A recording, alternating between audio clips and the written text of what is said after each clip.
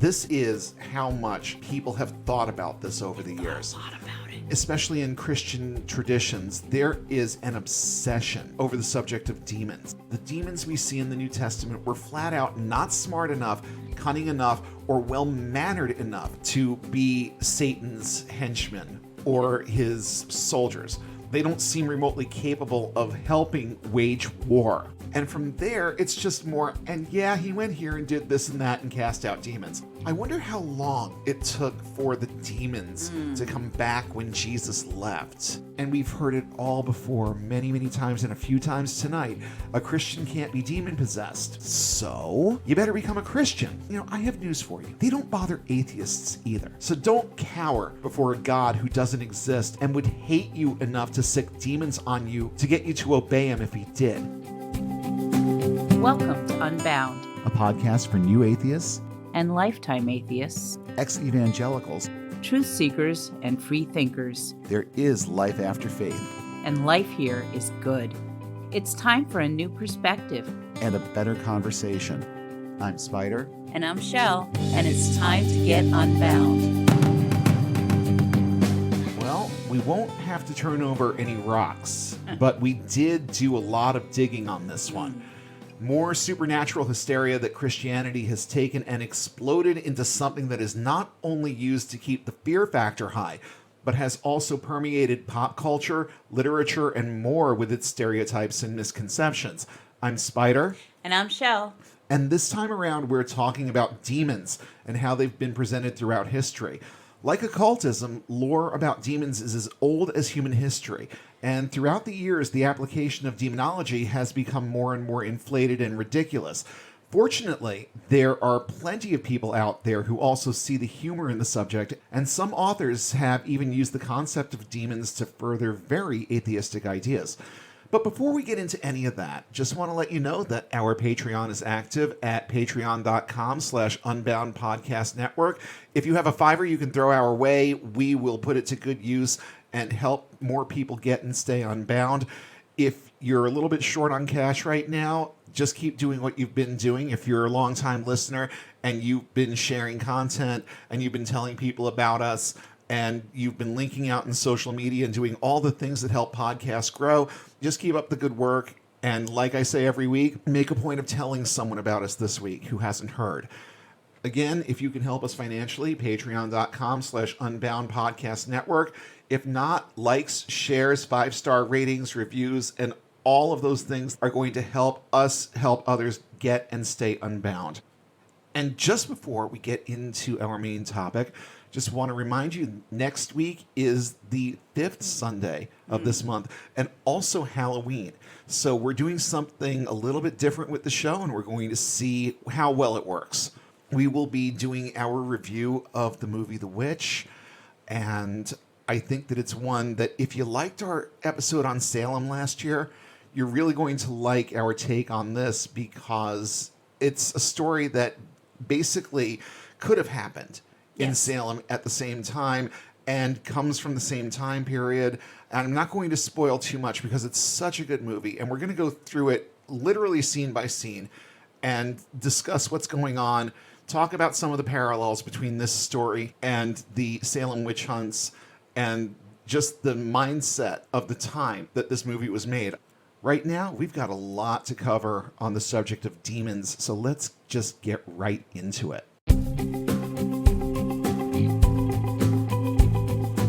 So let's start off answering the question, what is a demon? Here's the very basic and very obvious answer. A demon is a supernatural being typically associated with evil, prevalent historically in religion, occultism, literature, fiction, mythology, and folklore, as well as in media such as comics, video games, movies, anime, and television series. In other words, if there's an entertainment medium out there, there's something out there about demons. Yeah. So we're going to talk about some of these examples as we go tonight. But first, I want to talk about the subject of demonology itself and make sure that we understand a couple of things about this. The concept of demons seems to be largely confined to Western monotheistic religions, but it goes back much further. Even the earliest human civilizations included demonologies as part of their culture's mythologies. Now, don't let the ology part of this fool you, because even people who identify as demonologists don't consider themselves to be scientists or purport to be studying anything scientific. But since ology can also mean, and literally means, the study of, it's a legit descriptor. And yes, the concept of demons, like occultism, is as old as our species, so evidenced in their appearance in Mesopotamian mythology, along with a lot of others. So before I get too far into that part of it, let's just answer one simple question that falls on the heels of our conversation last week. Right. Are demons occultic? In a word, yes. They are supernatural beings, so they pass that litmus test. Practitioners believe they can be conjured and summoned for various purposes using various forms of magic and divination, just like any other force or entity. They are also said to operate on a plane of existence that is hidden from the mortal world, requiring mediumship to bring them into our realm. Mediumship of one type or another, and possession does count in that arena. And the next question that we need to tackle here is, are demons fallen angels? The first thing that I thought of when I decided I was going to do this was the clear differences between fallen angels and demons in the Bible. But here's the thing. Most Christians, and they don't even have to be evangelicals, most Christians in general will see these terms as synonymous. Fallen angels and demons are, in the minds of most Christians, the same thing. But I beg to differ, and here are a few reasons why. For starters, it's assumed from a lot of pulpits, but not expressly stated in the Bible. Christians love to assume things and then present them as fact. So your pastor probably stopped thinking about this years ago and has long since decided that these two things are the same thing. But again, I beg to differ, and here are a few reasons why. Isaiah 14:12 and Luke 10:18 describe the same thing. This is the part where Isaiah says that he sees Lucifer falling from heaven, and Jesus says the exact same thing in Luke 10:18. Isaiah prophesies this, and then Jesus parrots it later on. Neither describe Lucifer / Satan as having an entourage when this fall occurred. That actually happens later.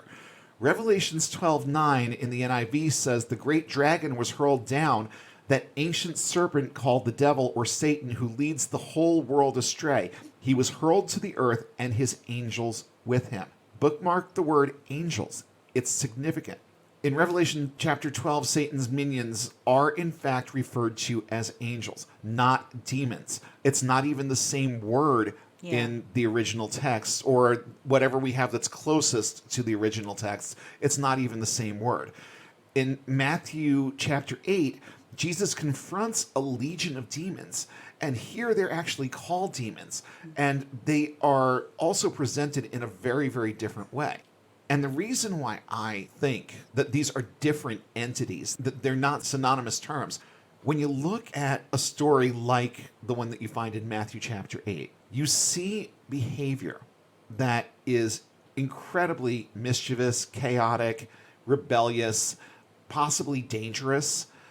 With the descriptions that we get in the book of Revelation and in other places where it talks about Satan and his fallen angels, they're always presented in the context of angels, and they're presented as beings that are a little bit above what we see in this one full account that we get of Jesus confronting demons in the New Testament. There are a lot of references to Jesus confronting demons, but only, I think, two where you actually get any kind of context. There might be one or two others that I'm not thinking of off the top of my head. I'm only thinking of two, and I think that's it. I think in every other instance, it just says that he went here and he cast out demons, and that was it, without any other context or information.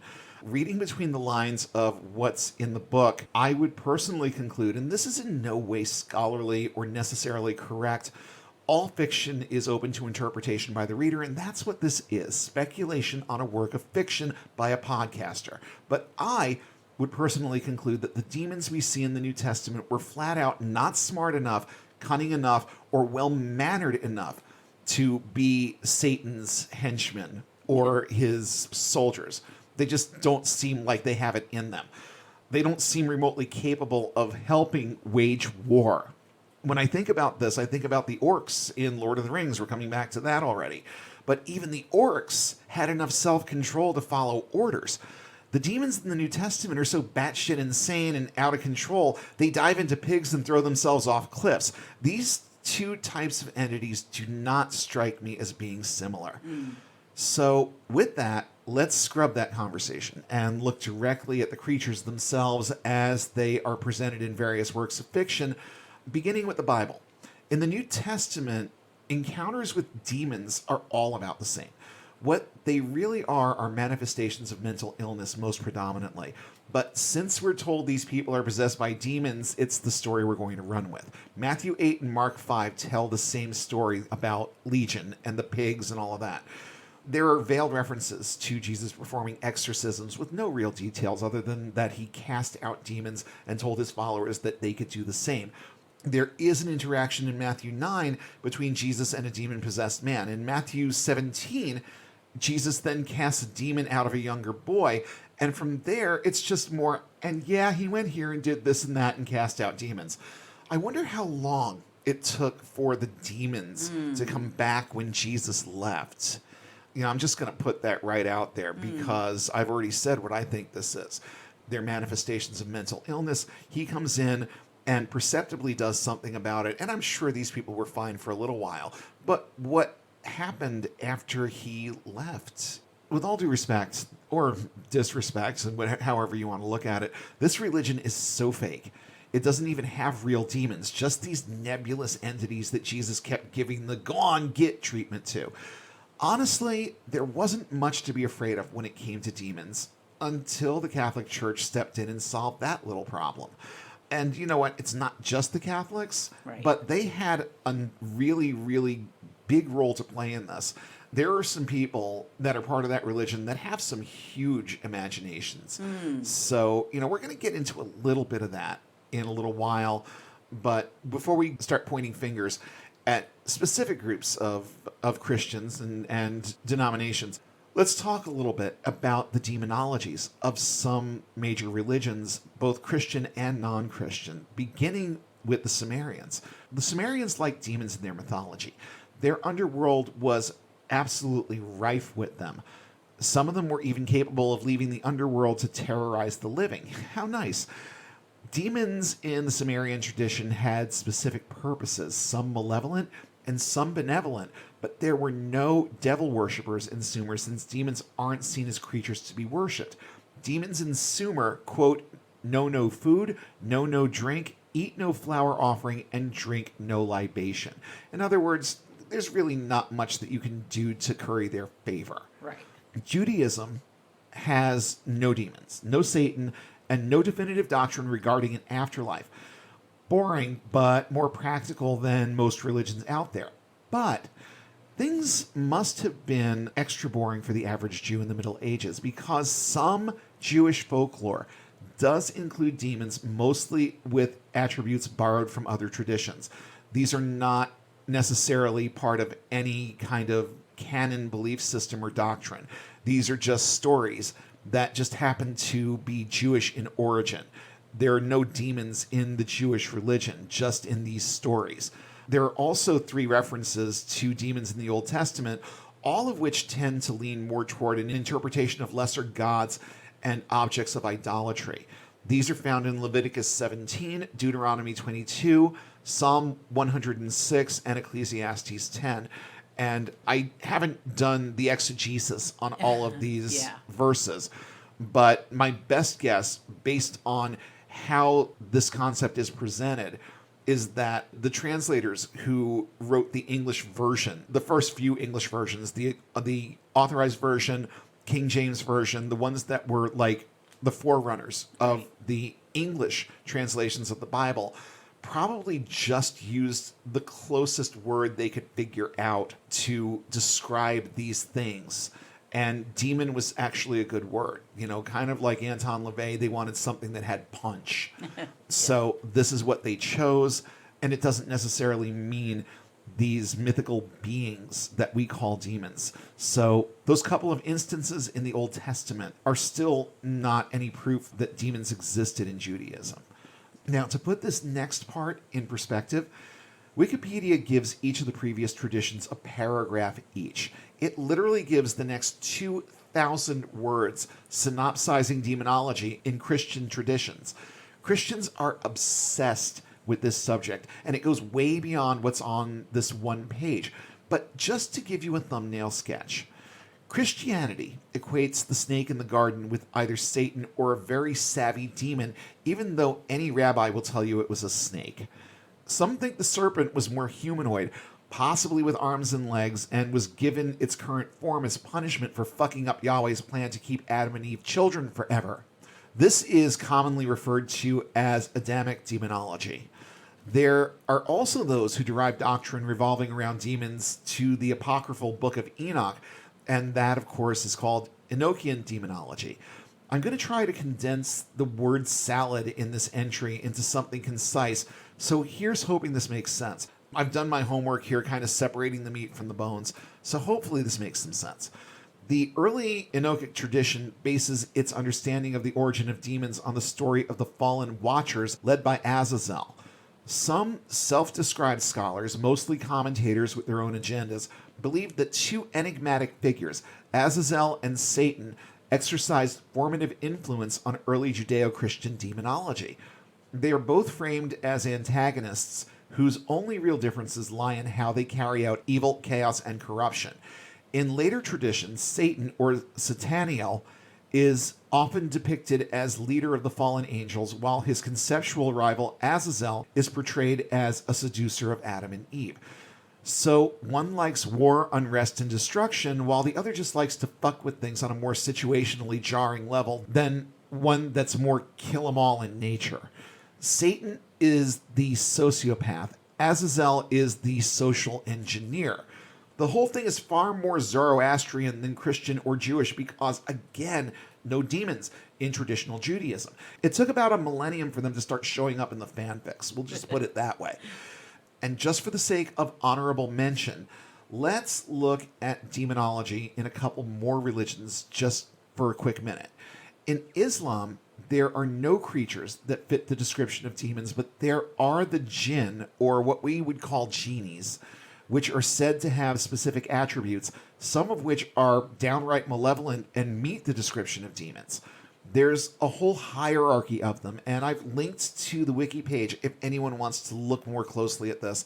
There's also a whole very bizarre link between the jinn in Islam and various animals that I'm still trying to wrap my brain around and failing miserably. I had a huge who came up with this shit and what were they tripping on when they did moment just reading through some of this. So I'm not going to start taking it apart right here. Yeah. If it's something you're interested in, the information's out there. All you got to do is tap. So hit that link to the Wikipedia page on demonology and scroll to the section Demonology in Islam if you want to see what broke Spider's brain this time around. There are either 5 or 12 classifications of the jinn depending on who you ask. Okay? Just like a lot of things in religion. It has a lot to do with who you ask.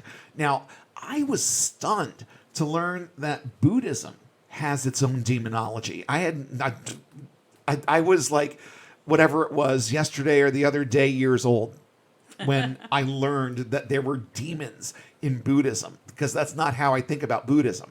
But apparently it does have its own demonology. Buddhism gives us a very lovable demon named Mara. He's a lot like Lot in the Old Testament, and the elements of his story are similar to that of Lot. But in this version, Mara is in fact a demon and has his own cult following here on Earth. Demon-worshipping Buddhists. Who knew? I sure as hell didn't. And if you think that's strange, the Taoists also have their own demonology built on Chinese Buddhism, and here's a little bit about that. The Surangama Sutra, a major Buddhist text, describes 50 demonic states, the so-called 50 skandha maras, which are negative, mirror-like reflections of, or deviations from correct samadhi, or meditative absorption states. In this context, demons are considered by Buddhists to be beings possessing some supernatural powers who in the past might have practiced Dharma, the Buddha's teaching, but due to practicing it incorrectly, failed to develop true wisdom and true compassion. That sucks. Which are inseparable attributes of an enlightened being such as a Buddha or Bodhisattva. Depending on the context, in Buddhism, demons may refer to both disturbed mind states and actual beings. Finally, let's look at Hindu demonology just for a minute. No, you didn't mishear me this time either. Tap that 15-second repeat button and I'll say it again. Yes, there is demonology in Hinduism, but I do think that some of this is a bit of a stretch. Vedic scriptures include a range of spirits: Vitalas, Rakshasas, Bhutas, and Pishakas that might be classified as demons. These spirits are souls of beings that have committed certain specific sins. As a purging punishment, they are condemned to roam without a physical form for a length of time until a rebirth. Beings that died with unfulfilled desires or anger are also said to linger until such issues are resolved. Hindu text Atharva Veda gives an account of nature and habitats of such spirits, including how to persuade and control them. There are occult traditions in Hinduism that seek to control such spirits to do their bidding. There we go again, right back to occultism. So that's just a taste. It's a tiny, tiny, tiny taste of all the traditions that are out there and how they approach this subject of demon and their own demonologies. Christian authors, let's bring it right back around to the subject at hand. Christian authors throughout history have written about demons for various purposes. There was Thomas Aquinas with his Summa Theologica question number 114, which for one question has a lot of parts to it. It's a five-parter, and every sub-question is more ridiculous than the one before. It poses the five-part question: are men assailed by demons? Is it proper to the devil to tempt? Whatever that actually means. Are all the sins of men to be set down to the assaults or temptations of the demons? Can they work real miracles for the purpose of leading men astray? And are the demons who are overcome by men hindered from making further assaults? I'm looking at this and my first thought is, who the fuck even cares? I mean, this is the definition of overthinking. Yes. And just the simple fact that there is this entire section of this book that is devoted to this five-part question. It reads to me like someone who is trying to develop his own D&D module and is trying to make things sound as real in his own head as he possibly can. But Thomas Aquinas isn't the only one out there. Things actually do get a lot darker and a lot more sinister when it comes to different authors and their handling of demons.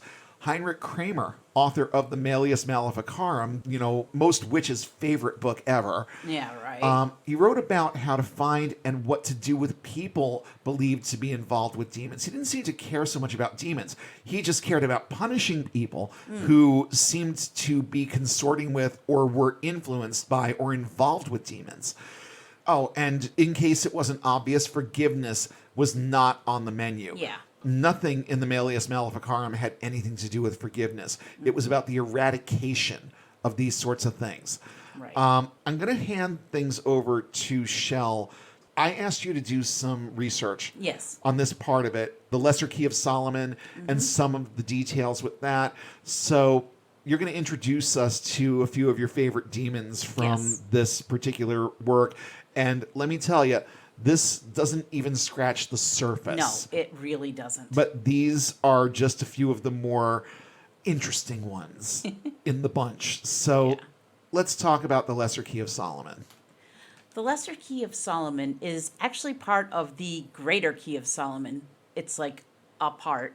Go ahead, it's the Lesser Key. Okay.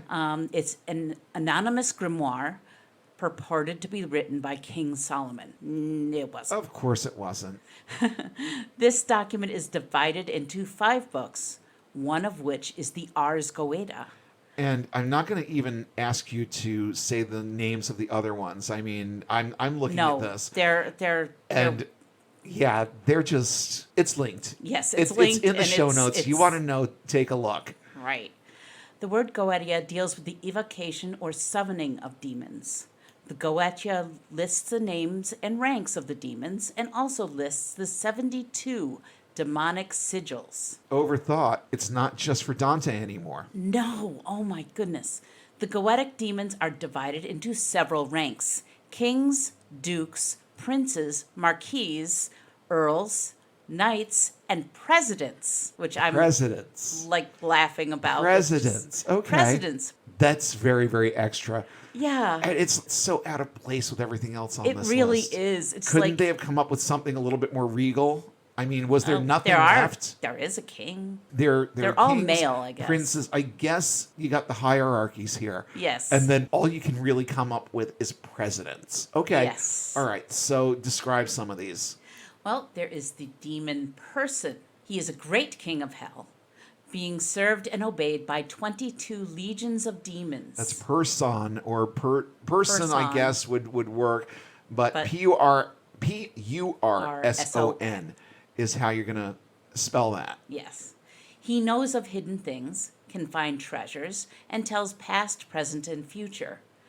Taking on a human or aerial body, he answers truly of all secret and divine things of earth and the creation of the world. He also brings good familiars. Person is depicted as a man with the face of a lion, carrying a ferocious viper in his hand and riding a bear. Before him there can be heard many trumpets sounding. And again, where did these people find all the fucking acid it would take to come up with this shit? Oh, and Where the were they finding illustrations it? are even awesome. So Oh, I'm sure. they're funny as heck. And here's the demon Stolus. He is a great prince of hell, commands 26 legions of demons. He teaches astronomy and is knowledgeable about herbs, plants, and precious stones. He is often depicted as a raven or a crowned owl with long legs. He's probably my favorite, mostly because his illustration looks like a very bewildered owl that isn't sure why he's here or what's going on. And how fitting is that? Yes. In the context of this. He looks so confused. Mm-hmm. And it's kind of endearing. I just think it's funny that he teaches astronomy to whom? Yeah, that's I'm what I'm wondering to thinking. It's whom? like, would I like unwittingly walk into his classroom at a university or something like that? Who precisely is he teaching the other astronomy teachers so that they get it as wrong as they possibly can? I don't know. It's crazy. I just don't know. Who's next? All right, I got one more. His name is Raum. He is a great earl of hell, ruling 30 legions of demons. He is depicted as a crow which adopts human form at the request of the conjurer. Raum steals treasures out of kings' houses, carrying them where he wishes, and destroys cities and dignities of men. He is said to have great dispraise for dignities. Raum can also tell things past, present, and future, reconcile friends and foes, and invoke love. That's a lot. And That's a lot. that's a tiny sampling Yes. from just this one source. And they're all, like, extremely odd looking. This is how much people have thought about this over the years. A lot about it. Especially in Christian traditions, there is an obsession over the subject of demons. And their descriptions have gotten more colorful over time. But I do think that the classics actually, that they win in terms of the creativity aspect of this. Oh, probably. And just how batshit those descriptions are. Yeah. It's like these things we have to remember, they all come out of people's minds. Yes. And, you know, it really does make me even more of a believer in the concept of a reprobate mind. To know Yes. that this stuff comes out of people's heads. Yeah. It really does. Now, fast forward a whole lot of years, and you get even more outrageous literature on demons from evangelical idiots like Bob Larson, Frank Peretti, and Jack Chick. That's a name that really does not taste good rolling off the tongue. No. And I'm getting to it. I'm getting to that episode. We're going to talk about tracts and talk about Jack Chick. But all these people made careers out of their own interpretations and hysterical rantings about demons, especially Jack Chick in the hysterical rantings category, and also on demonic influence over humanity. And this concept is not going away anytime soon. There will always, and I mean always, be an audience for it. The problem is that people who watch movies about demons understand the concept of fiction, while the average Jack Chick disciple believes it all implicitly and litters the world with tracts warning people about demons and the calamity they cause. Now, demons, since we're talking about literature, demons are very popular in literature of all sorts, as well as other creative properties. You have a little bit that you want to share on this one too.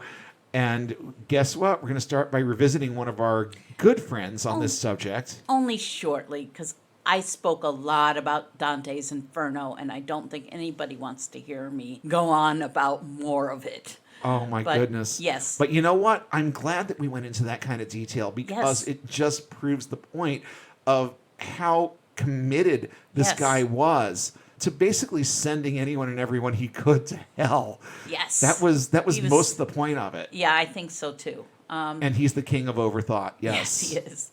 Of course, Dante's Inferno has all sorts of demons who actually seem to run the day-to-day of hell, since the devil himself is chained up at the bottom of the 9 rings of hell. Since we've covered the Inferno a couple of episodes ago, I'll move on. Thank you. One of the classics that I immediately thought of when thinking about fictional works was the tragical history of the life and death of Dr. Faustus. This is an Elizabethan play by Christopher Marlowe based on the Faust legends from Germany. This was written between 1589 and 1592. The powerful effect of early productions of the play is indicated by the legends that actual devils once appeared on the stage during a performance, to the great amazement of both the actors and spectators, a sight that was said to have driven some spectators mad. Interesting. Very. The play covers the life of Dr. Faust, a very intelligent and learned man who is also very arrogant. He claims that he has mastered every subject he has ever studied, so now he's going to learn necromancy. As one does. He ends up making a bargain with the demon Mephistopheles, who brings him a bargain from Lucifer. 24 years of using magic with Mephistopheles as his servant, after which he will belong to the devil, body and soul. Faust makes the bargain. I won't spoil the end for you, but you can probably guess. This is where the phrase Faustian bargain comes from. Yeah, I can see where that's going. And just the whole notion, there are so many iterations of this same concept. Right. And it's like, I've never, ever, ever understood the logic of giving this tiny little portion of your mortal life and swapping it for an eternity of servitude to the devil. And it's never, how starved for comfort and, anything that feels good would you have to be to make that kind of a deal? And no, I'm not going to spoil it either, but it's a good one. I definitely recommend spending some time and at least reading a good synopsis. Yeah, it's an interesting spoilers story. and all. At least get the Cliff Notes version. It's good. Yeah. So I also asked you to take a look at something a little bit more specific here. And Catholicism, I think, has a lot to add to the mix here. And again, this is one of those things we could literally sit here all night and talk about how the Catholic Church has approached the subject of demons over the years. But I like that you kind of summarized this with a couple of stories. Right. So I'm going to just leave it to you to tell those stories. Okay. And this is from our friends in the Catholic Church. Yes. Tell us what you got. In general, there are only a few demons, often called devils in Christianity, mentioned in the New Testament.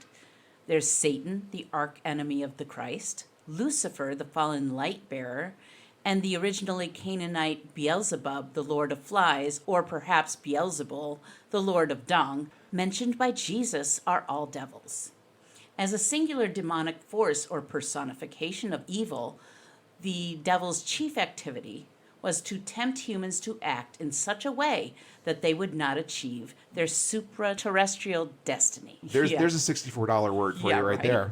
Because demons were were believed to inhabit waterless wastelands, early Christian monks went into the deserts to be the vanguard of God's army in joining battle with tempting devils. They often recorded that the devil came to them in visions as a seductive woman, tempting them to violate their vows to keep themselves sexually pure, both physically and mentally. Yeah, more of the devil made me do it. Okay. Devil made All me right. do it. I looked for specific stories about folklore, but I didn't find as much as I expected.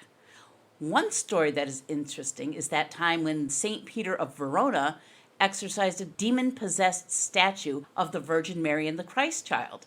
This took place around the mid-1200s. Hold up. So a Christian can't be possessed by a demon, but a statue of Jesus himself and his mother can. I guess. Okay, all right, keep going. While there is not much information on this event, there was a fresco done on it. The so-called demon-possessed statues both have little horns and are looking with really angry faces at St. Peter. Seems like it wasn't a good meeting. No, not at all. I wish I could have been a fly on the wall during that particular event.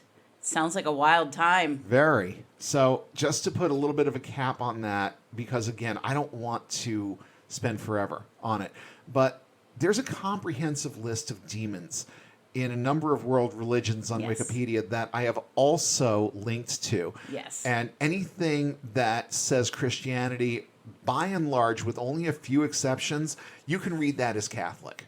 Okay? Yes. Most of this stuff comes from Catholic traditions, and boy, oh boy, were there a lot of people in the Catholic Church that put a lot of thought into this too. Yeah. You know, the overthinking part of it doesn't just belong to Dante. No.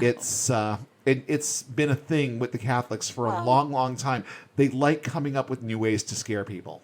Well, you got to figure that there were a lot of monks who just, all they did was write. Yeah. All they did was think about theological things. Yeah, So- and the things that scared them personally too. Yeah. A lot of this was purgation. A lot of it was therapy. Yeah. So yeah, but it all had the same purpose, and that Right. was to basically scare the living shit out of you, so that you keep coming to church, so that you keep buying your indulgences, so that you just keep the money flowing into the organization. That's really what it boils down to. You know, we talked a long time ago about how they use fear as a motivator. Well, you know, even though I was fed a lot of lines as an evangelical, I don't think that there's an evangelical organization out there that can hold a candle No. to the Catholic Church when it No. comes to fear mongering. Yeah. And the subject of demons is a huge example of that. Oh, sure. Most of the stories about demons in Catholicism come from records of demon possessions and exorcisms.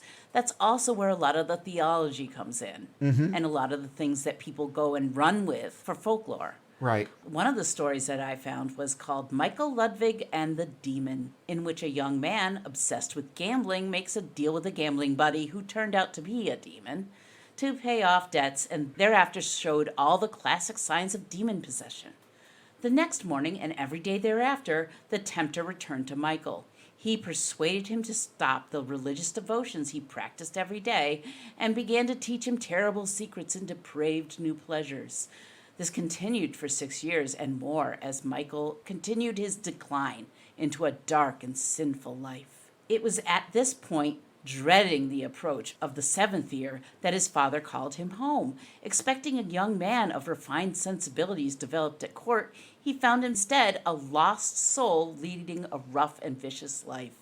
With only months remaining on his contract with the demon, Michael began to descend into madness, urged on to greater depravities by his demon.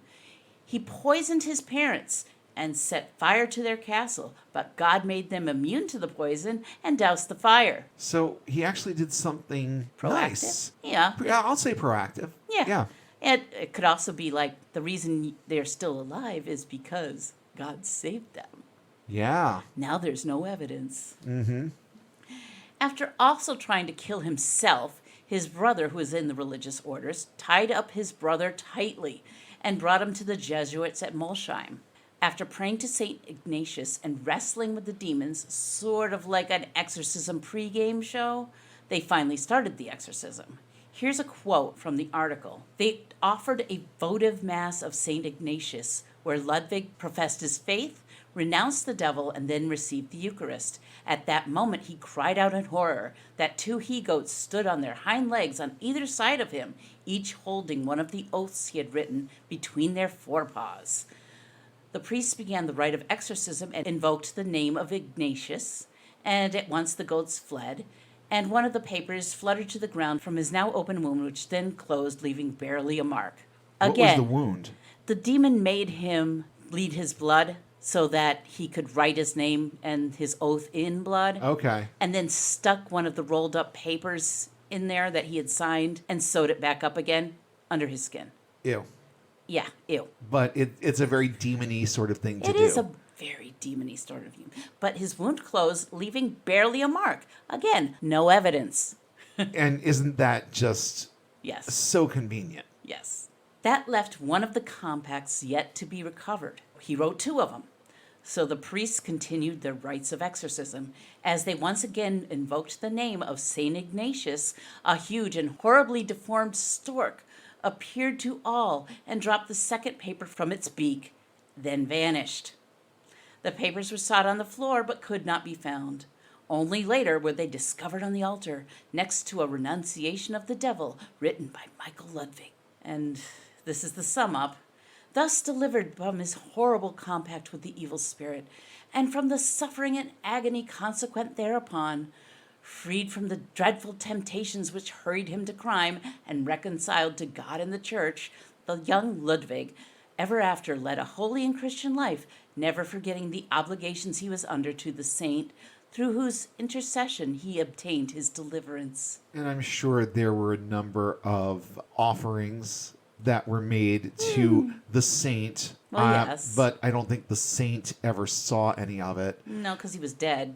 Yeah, this has all the earmarks of the story of your Canadian girlfriend that, nobody knows because she's not from around here. Right. No evidence of any such thing ever occurring. They cover their tracks in a way that, if your IQ is below, say, 50, maybe you're going to be able to ooh and ah at this a little bit. Yeah. But it doesn't take a whole lot of brains to know what's going on here. No, it really doesn't. So that's a little bit of the classics, not necessarily all ancient texts. There were definitely some contemporaries in there.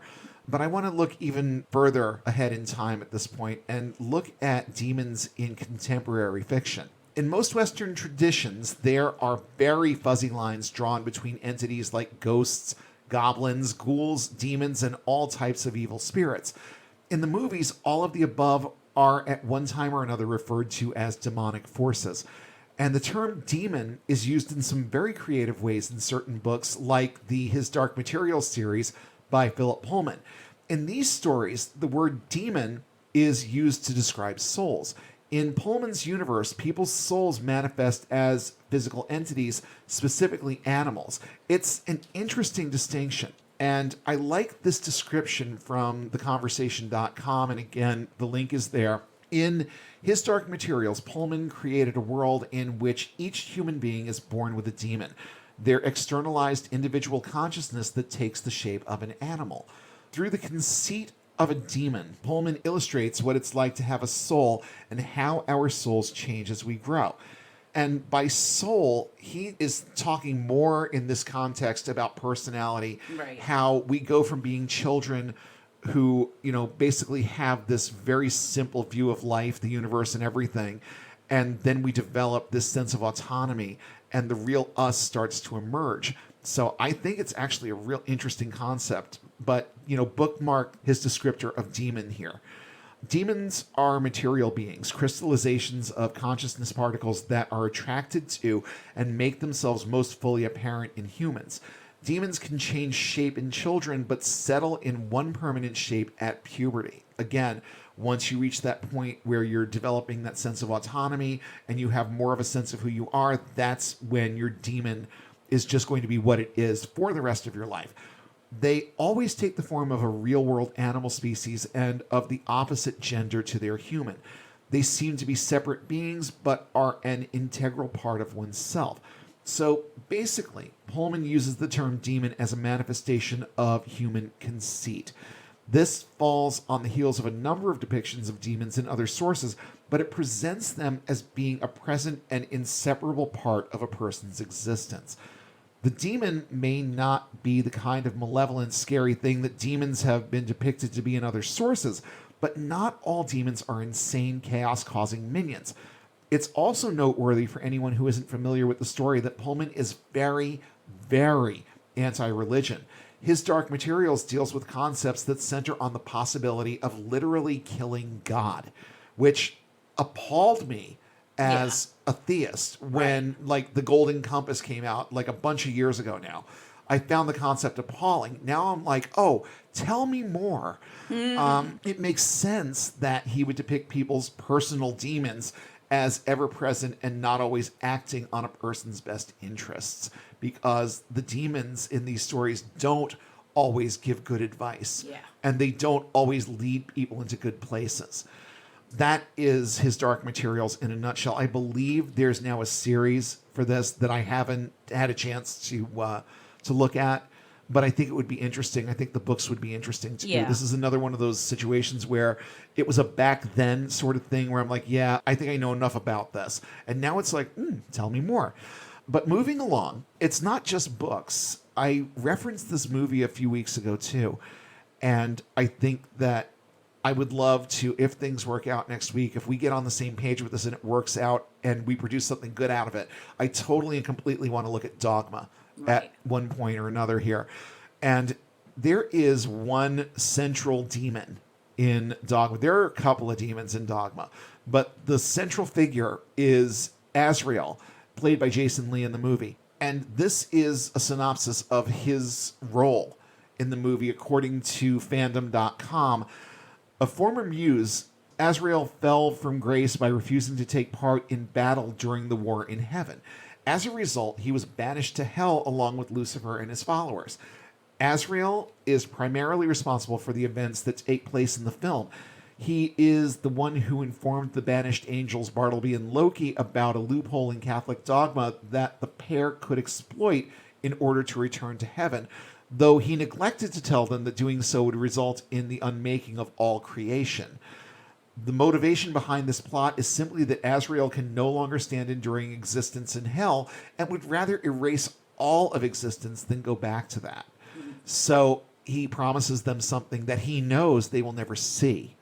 And that right there is the premise of the movie. I won't give away more than that until we cover it on our own here. Right. But if you've never seen it and you can actually find a copy somewhere, good luck with that. Definitely watch it. But as I was reading that, of course, I started thinking, okay, this entire movie was Kevin Smith's way of kind of bitch slapping the Catholic Church.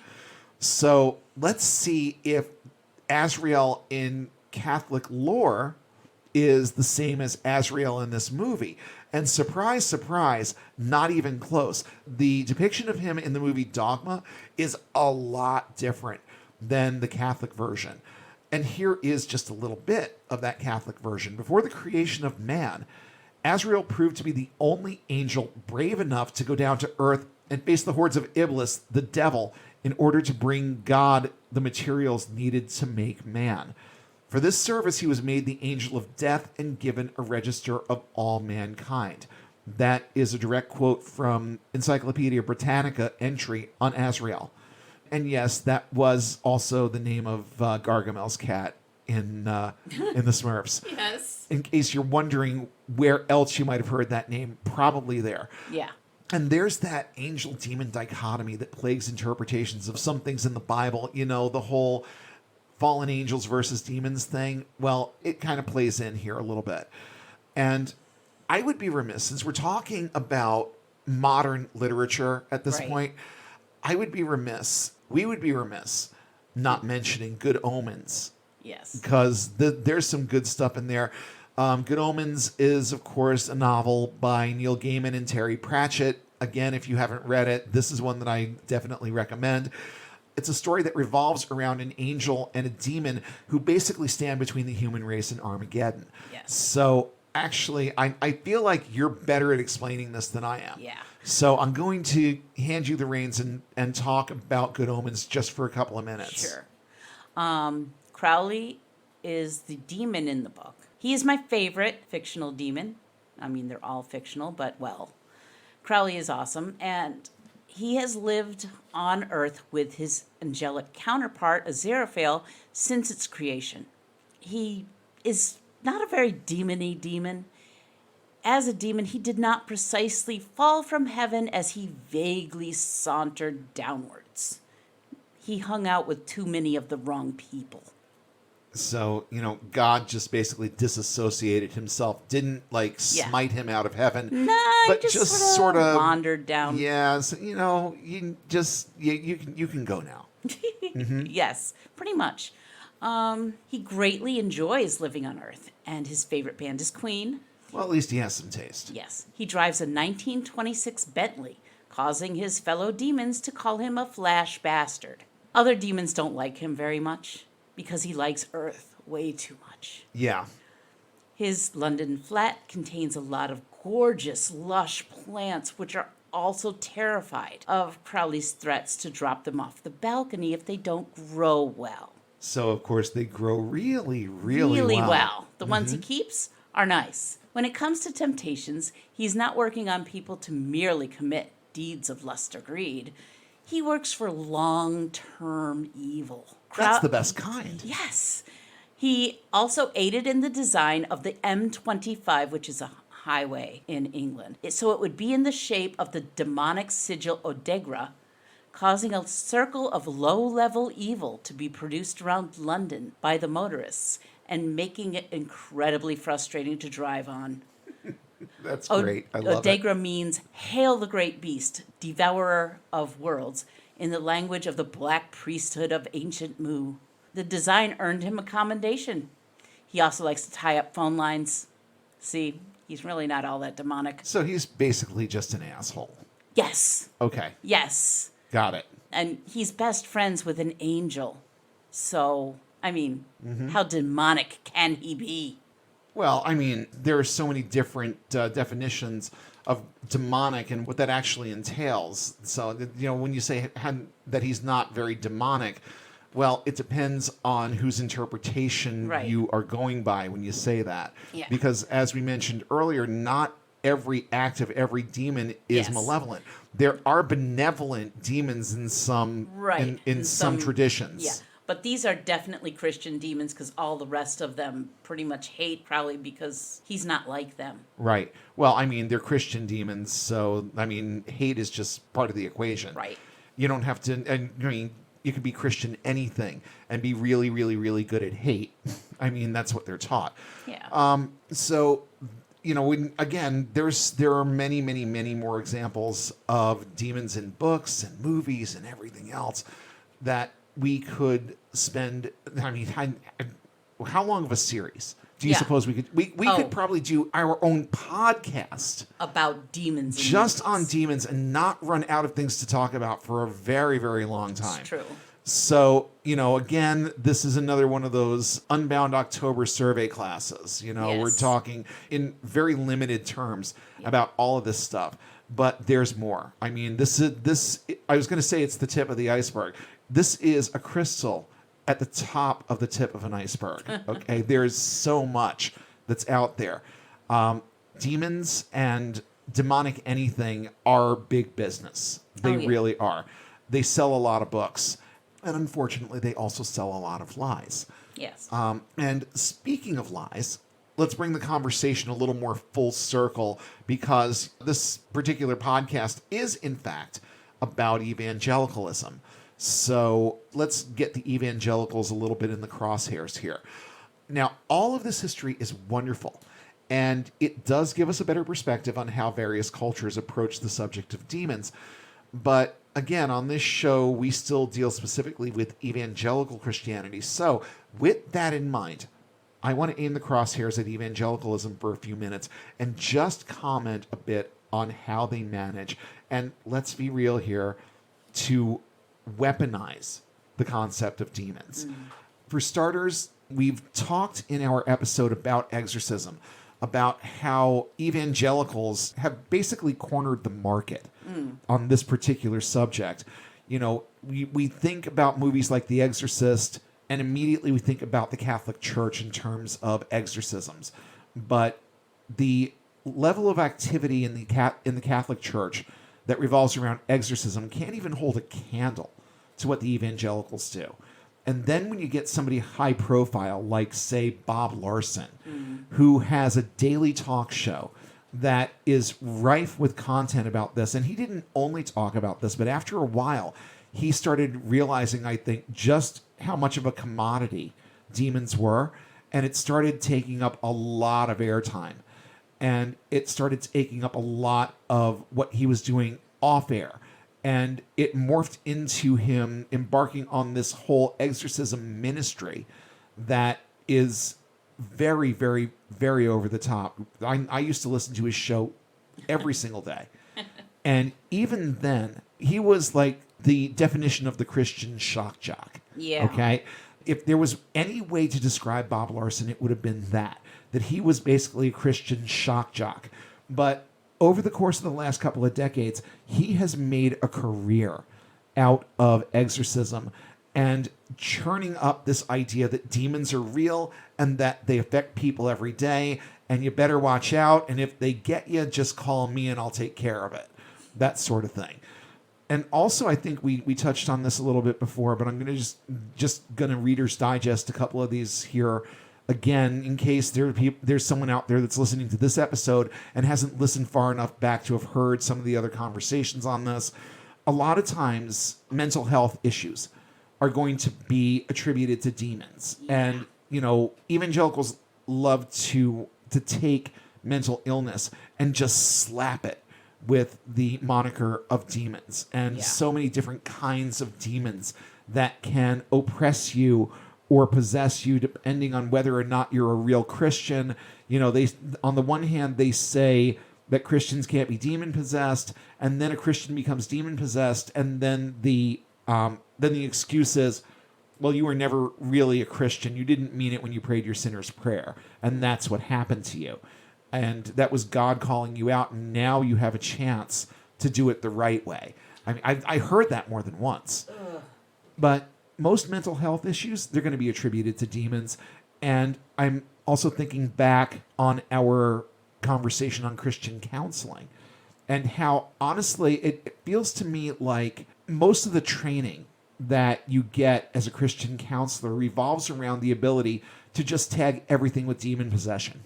Because, I mean, they don't do anything constructive to be able to help anyone. It always has to have some other source. It's not something that's going on in a person's mind that can be worked through. No, they have a demon and they need to be exorcised. That's Christian counseling in a nutshell. It's like how many ways there are for a person to have demons.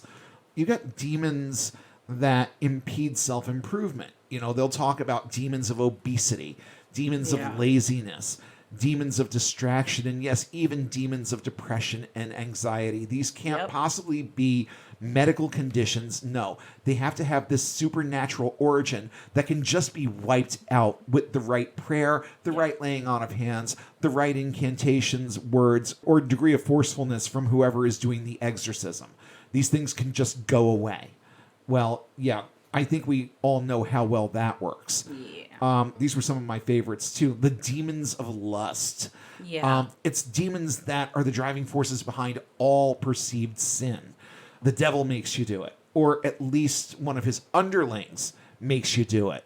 But, to put a cap on that, demon possession, basically blamed for everything. Yes. Because it's an easy way to sweep every problem that we have as human beings under the rug. It's demons. You are having these problems because your faith isn't strong enough. So we'll pray for you, but you have to do your part too. If the demons don't leave, and this is how they get around the mental illness part. If the demons don't leave, it's because you don't have enough faith to make them leave. Right. It's not that you need medication. It's not that you need therapy. It's that you need to pray harder. Oh, we've had this conversation before. So before I get too heated up, let's just put a little bit of a cap on this conversation. It's shorter than average here, but you know what? I'm really gearing up for next week. I'm really, really looking forward to tackling this subject and looking at the psychology of it a little bit. And incidentally, I'm noticing that a bunch of people are downloading our episodes from last October. This is why we do this at this time of year. And I think as a precursor to next week, I'm going to invite you to take a look at our episode on Salem, because a lot of what we talk about there, the possible causes of the witchcraft hysteria in Salem, they show up in the movie The Witch. So I think that it's good foundational stuff for you to know and understand. And also, if you haven't heard it yet, Shell and I tell this story from a perspective that, let's just say you're not going to get this story on any tour in Salem, okay? And I think you'll be very, very surprised at how it actually plays out. But again, some of the details there, I think, springboard well into what we're going to be talking about next week. So just to put a little bit of a cap on our conversation about demons, the bottom line here, as far as I'm concerned, is very simple. Everywhere that demons show up, they are at best nothing more than literary devices, or at worst, they're scare tactics. Even the oldest religions and mythologies have employed the use of these enigmatic, often vaguely defined entities to either blame the individual for his or her shortcomings, illnesses, or perceived sins, or to simply scare people into compliance. That's the bigger part of it, I think. And we've heard it all before, many, many times, and a few times tonight. A Christian can't be demon-possessed. So, you better become a Christian. I have news for you. They don't bother atheists either. So don't cower before a God who doesn't exist and would hate you enough to sick demons on you to get you to obey him if he did. Instead of being fearful of things like demons, do a little bit more of what you did tonight and educate yourself more about them and about other things your religion has taught you to be afraid of. Because once you get it out of your head that these things are real and out to get you, the silliness of it can be very entertaining. I don't know about anybody else, but I learned a lot researching this episode and had fun with it. People's imaginations do some weird shit.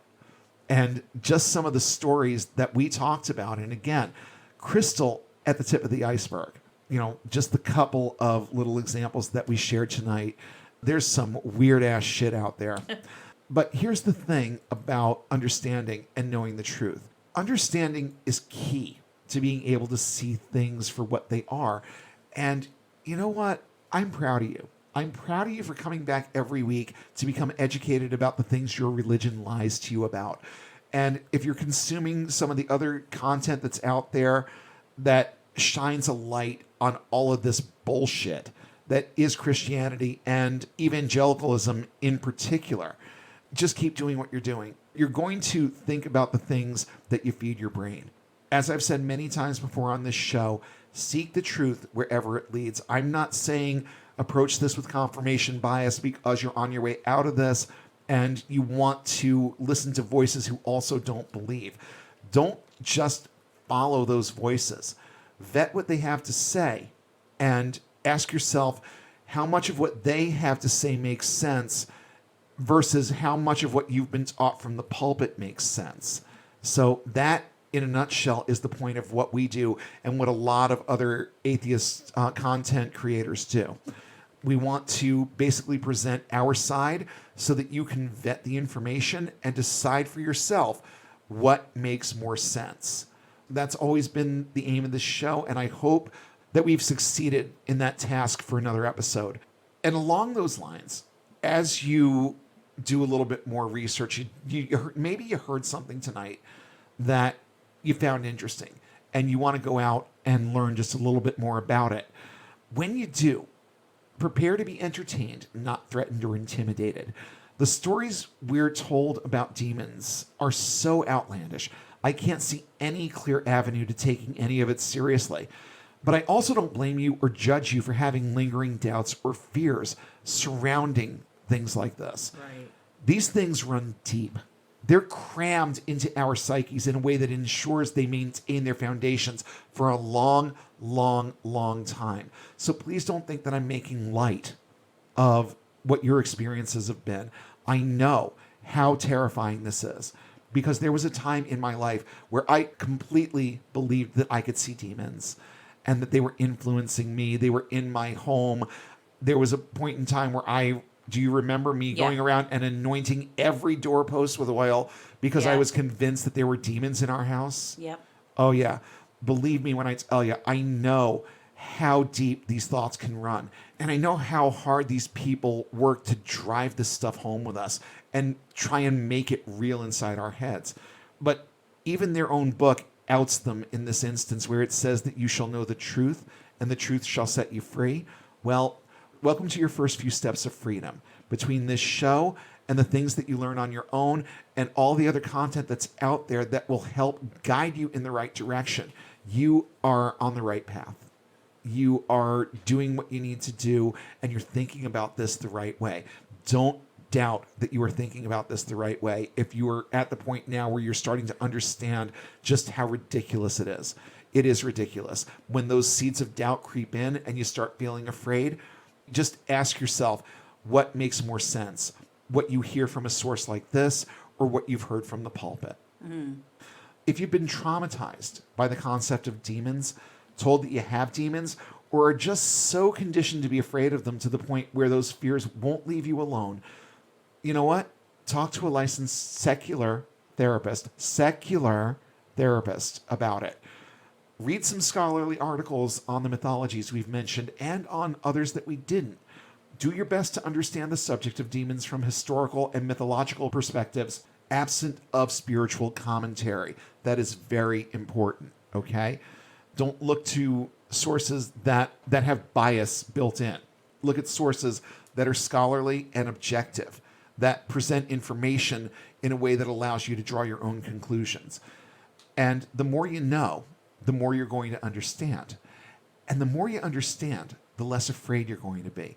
And the less afraid you become of all the things that your religion wants you to believe are out to get you, the closer you'll move at that point toward getting and staying unbound. We hope you enjoyed this episode of Unbound. Show topics are chosen based on their timeliness, relevance, and social impact. Have suggestions for future topics? Email us at unbound.podcast.network@gmail.com with all your comments and feedback. Please don't forget to like, share, and throw a few 5-star ratings our way, and follow us on all major social platforms. And don't forget to hit subscribe if you haven't already. Links to our social pages, as well as a full list of cited sources in today's episode, are listed in the show notes, available at our website, getunbound.org. That's get-unbound.org. If you value this resource and would like to see it continue, please consider supporting us on Patreon at the link in the show description. And be sure to check for new updates every Sunday when we'll come together again and take one more step toward getting and staying unbound.